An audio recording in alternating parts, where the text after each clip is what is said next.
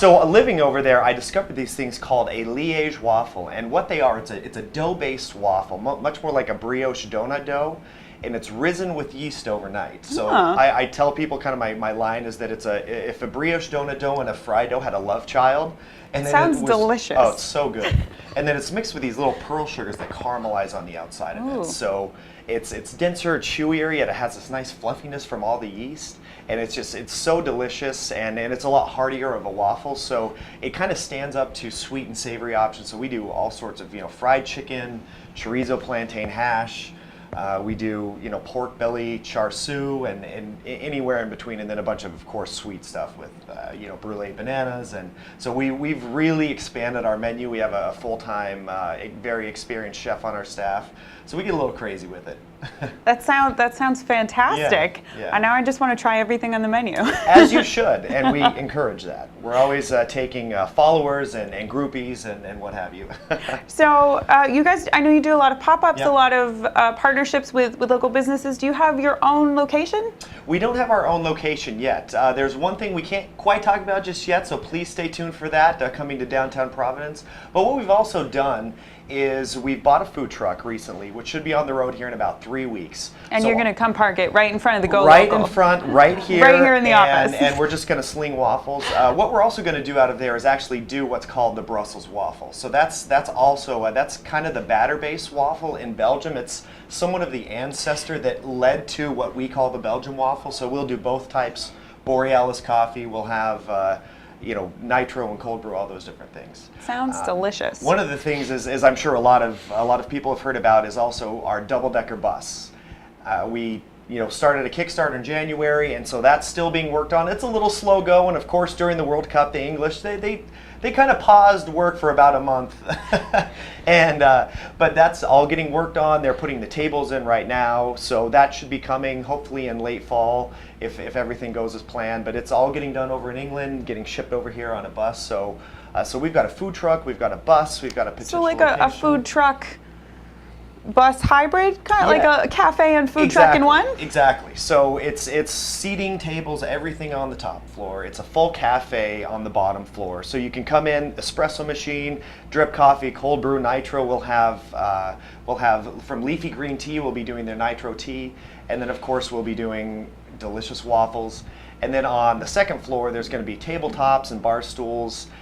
The wood is actually used. It's reclaimed wood that's older than our country, which I think is absolutely cool. That's so cool. Yeah. So have a little piece of history. Exactly. So it's everything that I do is very much kind of a European fusion with Americana, and so I always tell it's European inspired, American made, veteran built. That's kind of a little tagline we use. So tell us a little bit about the Burgundian. It's an interesting name. Where does that come from? Yeah, absolutely. So it goes back to the time whenever I lived in France and Belgium, and I really got into Belgian beer, not just drinking it, of course, which I did, but I bought books, I researched, I really toured around, and so there's this term that I found in a book called being a Burgundian, and it goes back to the time of Mary of Burgundy, so to the 1400s. Wow. When the Burgundians from Burgundy, France, reigned over Belgium and northern France. And the quote in the book was, "Someone who loves food and drink in both quality and quantity."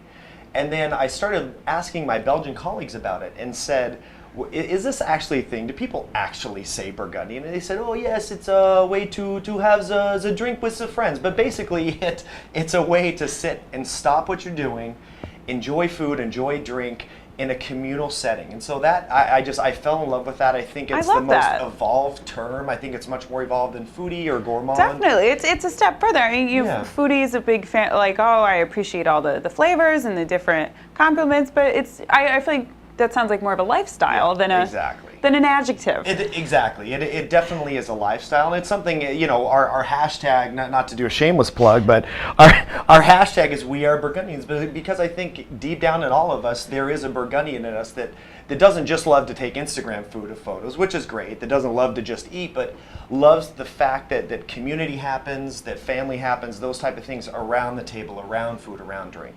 So that's what being a Burgundian is all about. That's great. I think we should all join the Burgundian lifestyle. I think we should. Yeah. So what other changes have you guys had in the last year besides just expansions and more pop-ups? Absolutely. I mean, we've really grown to kind of what we've done, we've started workshopping some different things. So we've started working on a buttermilk waffle wrap. So almost starting to take a gourmet sandwich concept and put that in the influence of waffles, kind of what we're known for. And then just getting around doing a lot of brunches, doing a lot of partnerships. So as you mentioned, we work with PV Donuts, and that's one of the best partnerships we've had. So we've created the Leslie Nope with a donut and a mini waffle with strawberries and whipped cream. Can't get any better than that. No, you can't. No, not at all. And it's just really working, expanding where we go. So now we're going all the way down to the South Coast. We go to Tilted Barn Brewery. We go to Sons of Liberty. We'll be doing a brunch there and one of the things that we're going to be opening the first time is it's called the Oaxacan on Sunday, and it's going to be an al pastor type of, get it, pastor?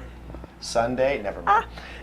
Anyway, we're doing a Sunday brunch, and so sort of a Mexican style theme, but it's really playing around with just the variants of ingredients that we feel can be showcased on top of a delicious waffle. Yeah. So of course not wanting to share any trade secrets, as you said, very hush hush, but what's next for you guys? So what's next? Of course, the food truck launched in a few weeks, but we love and we want to be in downtown Providence, and so we're working on a project that we can actually be here, and so it's almost taking our influence of what we've done, all these little pop-ups all over the state, all over southern Massachusetts, and almost trying to draw that string together, draw that bond together, so we can almost, for lack of a better term, grow from this little startup business to actually be a full-fledged brand recognized business where people can come visit us where we're at. They can hire our double-decker bus for a wedding. They can bring our food truck to a corporate event, but really just be a full-fledged kind of service business doing something that nobody else is really doing. And so that's kind of where we're headed this next year. And then we've got a few tricks and ideas up our sleeve for the next 3 to 5 years. But that's really where we're focused this next year, hiring a few more people to really be part of the Burgundian team and see where it goes. Yeah. So for the time being, for now, where can we find you? Just keep an eye out for pop-ups, or you mentioned things like weddings and catering. Do you do stuff like that now, or we not do? Just Absolutely, yet? Absolutely. So we did a catering event in the South Coast this last weekend, just north of Kingstown, and then we're going to be doing one in West Warwick. We do monthly pop-ups at Proclamation Ale, Long Live Beer Works, The Guild, Tilted Barn, and then we do brunches, like I mentioned, at Sons of Liberty and Whalers in the South Coast. We go to Borealis Coffee on Wednesdays once a week, so we do a lunch there from 10 a.m. to 1 p.m. We work out of Hope in Maine, so that's a big piece. We always want to give back to this great organization that has helped us and so many other businesses start up. So we'll be doing that, and then you'll start seeing us at a lot of the food truck festivals and things in the area coming up very soon. Definitely, this is the time of year for food trucks and outdoor eating and all the best things. Oh yes, absolutely, and it's really, again, one of the reasons why you will see us so much at the breweries is I kind of want to disassociate the word waffle with breakfast, or just breakfast at least, and kind of reintegrate it with beer, just as the Belgians do. So we always tell people, drink beer and eat waffles, just as our Belgian forefathers intended us to do. Sounds like a good plan. Yeah. No, it's very exciting, and just a lot of really exciting things coming up for us and for our team. So we really do want everybody to kind of stay tuned and see what we have coming up over this second year in business. Absolutely. And so it seems like lately here in Providence we have a really big donut scene. Like we've got Need Donuts, we've got PV Donuts. Of course, there's Allie's, the original down south, but Providence seems to be really hitting a donut renaissance. Mm-hmm. How do you guys stand apart from that? Well, that's a great point. And as I started this business, that's somewhat how I looked at the landscape and said, okay, I love these waffles since I moved into France in 2008. But I wasn't sure I ever wanted to necessarily do that. But as I looked at the landscape and I saw what was so unique about donuts, I mean, the craze is going off. I mean, you go to PV Donuts and you can get anything. You can get anything. There's a line out the door. And so I looked at the landscape and said, one, what would be a unique product that people really haven't had, that once they do have it, it would basically explode on the scene.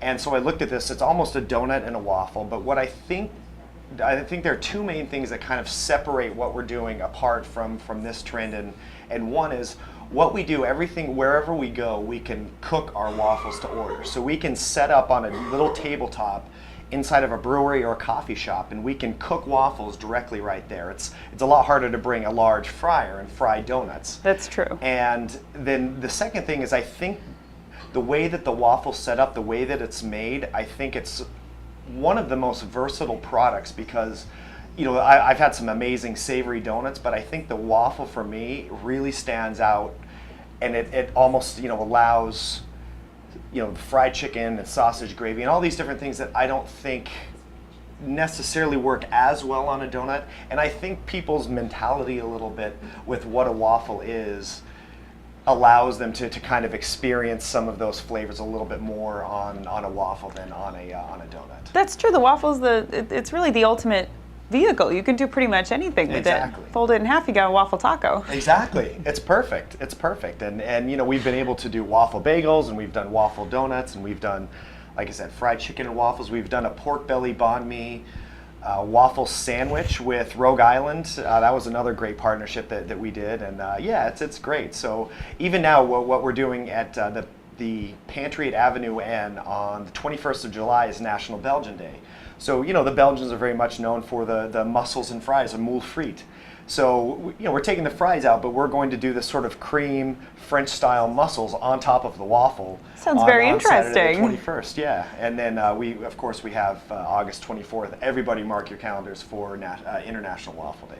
I didn't even know there was an International Waffle Day. There's International Everything Day, pretty much. That's true. And how are you guys celebrating? As of course, I'm sure you're having a blowout extravaganza. We are. We're actually going to do a multi-state event. So we're going to have we haven't actually finalized the details yet for Rhode Island, and then in Massachusetts we actually just finalized in Southern Mass. We're doing a big event at Trillium Brewing, which is one of the biggest breweries in New England and in the United States right now. So basically to kind of give our two demographics that really go after us, the beer and the Southern Mass crowd, and then the Rhode Island crowd, we have a big event that will be announced very soon. All right, well, we'll be sure to check that out. Yeah. Last question, the most important, which waffle is your favorite?